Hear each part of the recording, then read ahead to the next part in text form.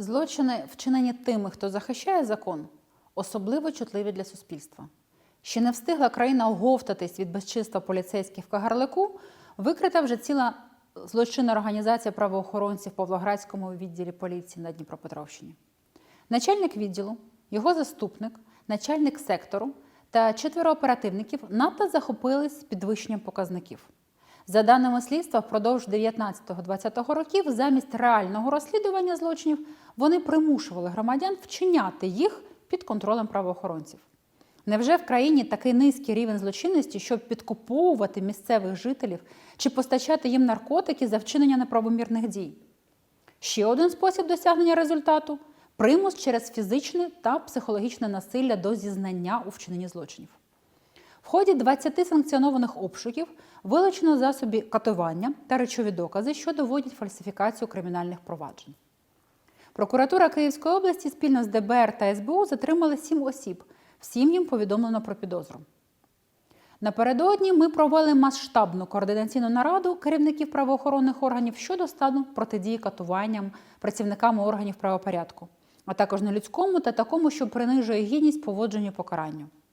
Для мене було надзвичайним здивуванням, коли уповноважений з прав людини Людмила Денисова і голова Європейського комітету з питань запобігання катуванням Микола Гнатовський сказали, що вперше питання катувань в Україні піднімається на такому високому рівні. Це при тому, що тільки торік до Єдиного реєстру досудових розслідувань внесено відомості про 52 факти катувань та 1629 фактів можливого перевищення правоохоронцями влади або службових повноважень, які супроводжувалися насильством або погрозою застосування насильством, застосуванням зброї чи спеціальних засобів. Всі учасники координаційної наради спільно визначили першочергові кроки протидії цим ганебним проявам. Серед них, зокрема, використання систем відеоспостереження у місцях несвободи, портативних відеореєстраторів при застосуванні заходів примусу, а також створення спеціально обладнаних кімнат для проведення допитів та інших слідчих дій з можливістю відеофіксації. Час виправляти недоліки і прорахунків діяльності правоохоронних та інших державних органів, щоб попереджати такі злочини, які спричиняють недовіру суспільства до всієї системи. Безкарність породжує свавілля. Відсутність належного реагування на факти порушень закону правоохоронцями призводять до надзвичайно тяжких наслідків.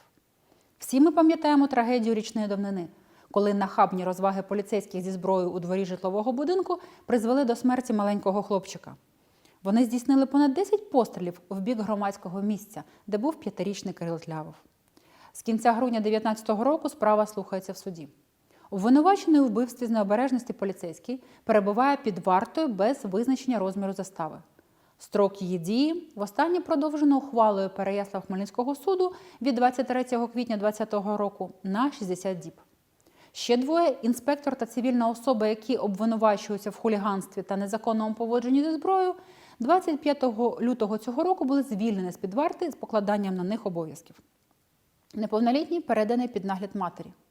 Під час судових засідань 25, 26 та 29 травня 2020 року досліджено письмові докази, протоколи огляду місцевості, протоколу обшуку, фототаблиці та відеозаписи, процесуальні документи.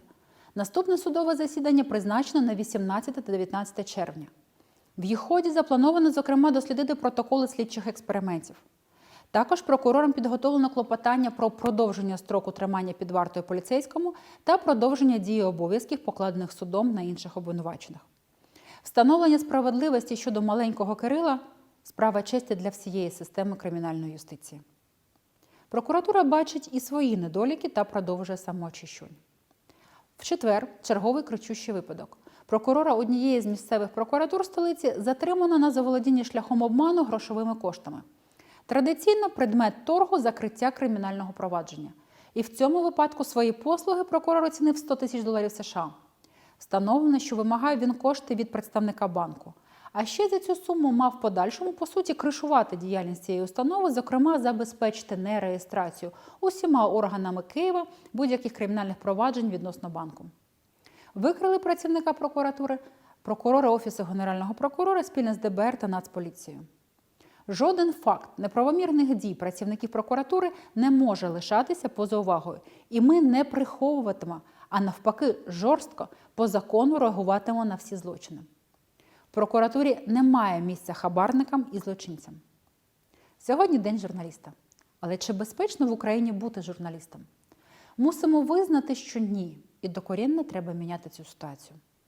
Завдання правоохоронних органів – зробити так, щоб правда не коштувала життя. Кожен злочин проти представників ЗМІ має бути розкритий, а винні покарані. Гонгадзе, Шеремет, Веремій, Сергієнко, Бузина – в жодному з цих вбивств ще не поставлено законну крапку.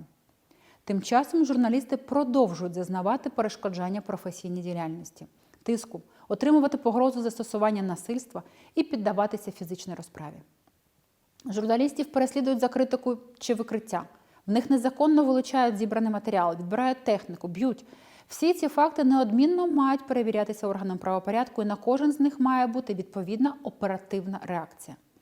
Так, в поточному році правоохоронцям розслідувалося більше 400 кримінальних проваджень цієї категорії. Завдяки вжитим додатковим заходам наразі вже завершено досудове розслідування у понад сотні таких проваджень.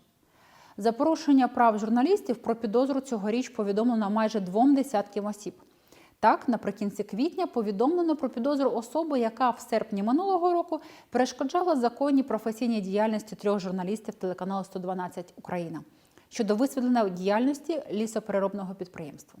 Слідство триває. За 5 місяців до суду вже скеровано близько 10 обвинувальних актів.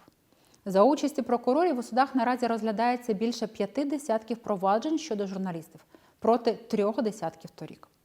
Однак цьогоріч судами постановлено лише 4 обвинувальні вироки. Зокрема, наприкінці травня засуджено до 5 років позбавлення волі зі звільнення від відбування покарання з випробуванням на іспитовий строк 3 роки особу, яка 30 січня 2020 року у Львові вчинила підпал автомобіля журналістки Радіо Свобода Галини Терещук. Стосовно 2 організаторів цього резонансного злочину, які в лютому набули статусу підозрюваних, слідство триває. Одного з них оголошено в розшук. Зараз в Україні додатковий фактор ризику для журналістів – війна. В умовах збройного конфлікту непоодинокі випадки викрадення кореспондентів та операторів представниками незаконних збройних формувань, переслідування їх на окупованих територіях. В Криму маємо факти незаконних затримань громадянських журналістів. Часто представники преси першими виявляють злочини, корупційні оборудки, схеми і махінації. Саме синергія журналістів-розслідувачів і правоохоронців дає результати в розкритті найрезонансніших злочинів. І за це ми окремо дякуємо найактивнішим. Суттєво допомагає і конструктивна критика та журналістський контроль. Однак журналісти не повинні через свою професійну журналістську діяльність самі ставати жертвами злочинів. Офіс Генерального прокурора в березні створив робочу групу для постійного моніторингу та аналізу стану нагляду за додержанням закону в кримінальних провадженнях цієї категорії, активізації всіх процесів в них. Справи про перешкоджання законній професійній діяльності журналістів, посягання на їх життя, викрадення, висловлення погроз або застосування насильства щодо них, умисного знищення або пошкодження їхнього майна на контролі в Офісі Генпрокурора. В цей день хочу щиро привітати всіх журналістів з професійним святом. Свободи в діяльності, слові, реалізації вам, справедливості, миру і добра.